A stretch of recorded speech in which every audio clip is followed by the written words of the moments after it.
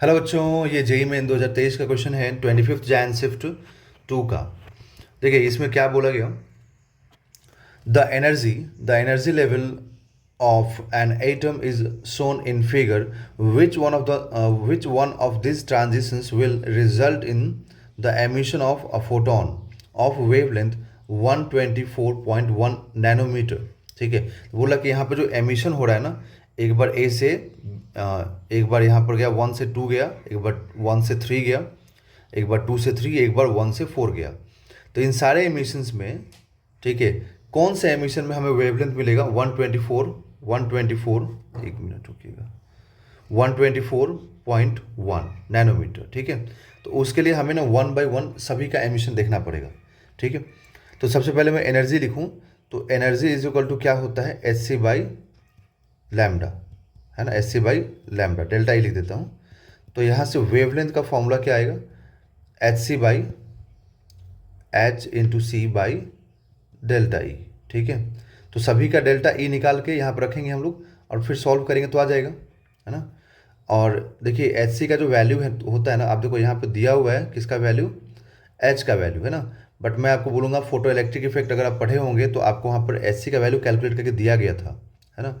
और अगर आपको नहीं पढ़े हैं तो आप मेरे प्लेलिस्ट में जाइए और वहाँ से ज़रूर पढ़िए इलेक्ट्रोस्टैट इसमें फोटो इलेक्ट्रिक इफेक्ट। आपको फोटो इलेक्ट्रिक इफेक्ट बहुत बढ़िया समझ में भी आएगा, है ना। वैल्यूज़ भी सारे मालूम होंगे, मतलब ऐसा एकदम क्रिस्टल क्लियर होगा ना, जैसे कि मतलब आप पहले कभी नहीं पढ़े होंगे। बिल्कुल जाके देखिए, आप संदार समझ में आएगा आपको एकदम।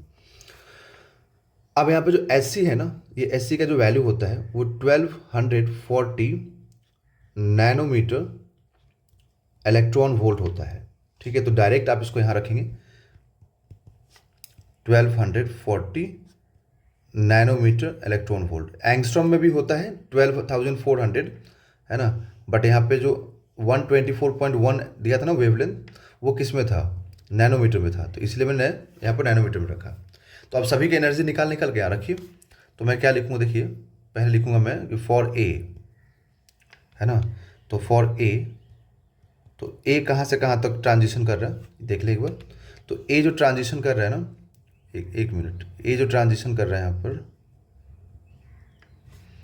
वो ट्रांजिशन कर रहा है 1 से 2 में, है ना। तो 1 से 2 में, तो 1 का कितना, 0, 2 का कितना, 2 ठीक है। तो यहाँ पर जो एनर्जी का डिफरेंस आएगा, है ना, जो एनर्जी का डिफरेंस आएगा वो हम लोग क्या लिखेंगे, यहाँ लिखेंगे हम लोग फर्स्ट ऑर्बिट पहले लिखा जाता है, तो 0 माइनस माइनस 2.2 इलेक्ट्रॉन वोल्ट, है ना। फर्स्ट ऑर्बिट का लिखा जाता है पहले, है ना। आप पढ़े होंगे तो आप देखे होंगे इस चीज़ को कि लोअर ऑर्बिट का पहले लिखते हैं, क्योंकि एनर्जी का जो फॉर्मूला होता है ना, यहाँ पे माइनस आता था, तो ये माइनस मल्टीप्लाई करने पे ये लोअर ऑर्बिट का माइनस अपर ऑर्बिट लिखा जाता है। ठीक है, तो क्योंकि यहाँ पे माइनस आता था इसलिए।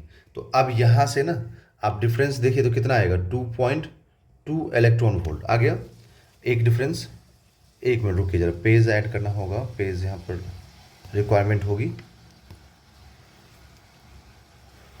ओके, दूसरा अगर आप डेल्टा बी निकालते हैं, डेल्टा ई बी निकालते हैं बी के लिए, ठीक है, तो बी बी वाला कहाँ से कहाँ तक जंप किया है, तो 1 से 3 में, तो 1 से 3 में तो 1 तो 0 ही है ना यहाँ पर। देखिए 1 से 3 वाले में तो 1 तो 0 है और 3 कितना है, 5.2, बट माइनस में है, तो आप लिखेंगे 0 माइनस माइनस 5.2 इलेक्ट्रॉन वोल्ट, तो क्या आएगा 5.2 इलेक्ट्रॉन वोल्ट। ओके, अब डेल्टा ई सी देखें हम लोग, है ना। तो यहाँ पर सी वाला पार्ट कहाँ से कहाँ तक है, 2 से 3 में है, तो 2 से 3 में है, तो यहाँ पर देखिए इसमें 2 से 3 वाले में ये इनिशियल और ये फाइनल, है ना। तो माइनस, एक बार यहाँ लिख दूँ मैं पूरा, इनिशियल वाला है 2 से 3 में है ना, तो 2 वाले का कितना है, -2.2 इलेक्ट्रॉन वोल्ट, और 3 वाले का है -5.2 इलेक्ट्रॉन वोल्ट, तो यहाँ से आ जाएगा 3 इलेक्ट्रॉन वोल्ट। ओके, डी वाले की बात करें अगर हम लोग, है ना, तो डी वाले का कितना आएगा, तो डी वाले का यहाँ पे आ जाएगा 1 से 4 में गया है ना, तो 1 से 4 में गया, तो 1 का तो 0 है एंड 4 का -10 इलेक्ट्रॉन वोल्ट है, तो ये कितना आ जाएगा 10 electron volt. Okay, 10 electron volt, ठीक है, 10 इलेक्ट्रॉन वोल्ट है ना। तो अब जो मैंने आपको बताया यहाँ पर कि ये जो है ना एस सी का वैल्यू 1240 है ना, बट ये मतलब अगर ये मैंने इसको क्या किया ना अप्रॉक्स में लिखा है, ठीक है। अगर थोड़ा सा आप बढ़िया से इसका कैलकुलेशन करेंगे, सारा एकदम एग्जैक्ट वैल्यू लिखेंगे, तो एग्जैक्ट में जो है ना ये 1241 नैनोमीटर का आसपास आता है, ठीक है, इलेक्ट्रॉन वोल्ट। अब ये नहीं कि सर आपने आंसर मैच करने के लिए लिख दिया, नहीं ऐसा नहीं है। अगर आप लिखेंगे ना तो ये 1240.9 ऐसे कुछ आता है, तो उसको हम 1241 लिख सकते हैं, ठीक है।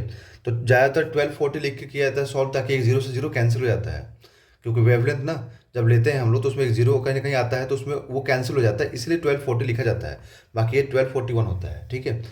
तो अब इसमें देखिए आप इस चीज़ को, है ना, मैं सीधे डी वाला देख रहा हूँ, क्योंकि मुझे डी में आंसर दिख रहा है, तो इसलिए मैं डी वाला देख रहा हूँ, क्योंकि यहाँ पर 10 है ना।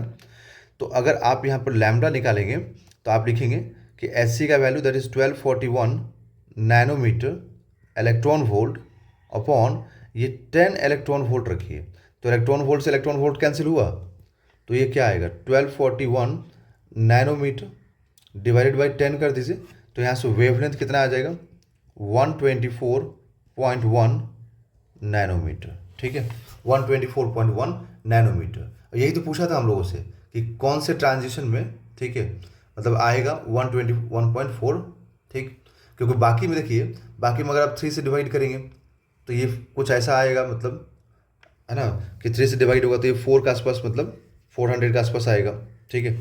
इससे डिवाइड करेंगे तो कुछ अलग ही आएगा, इससे मतलब 5.2 से डिवाइड करेंगे तो अलग आएगा, इससे करेंगे तो अलग आएगा, इससे डायरेक्ट 10 है ना, तो डायरेक्ट 10 से करने से यहाँ पे एक डेसिमल आ जा रहा है, ठीक है। तो जो हमें चाहिए था वो मिल गया, मतलब हम लोग कौन सा मिल रहा है डी वाले ट्रांजिशन में, तो हम लोग क्या बोलेंगे कि इसका करेक्ट आंसर क्या होगा, option number 4 that is D option.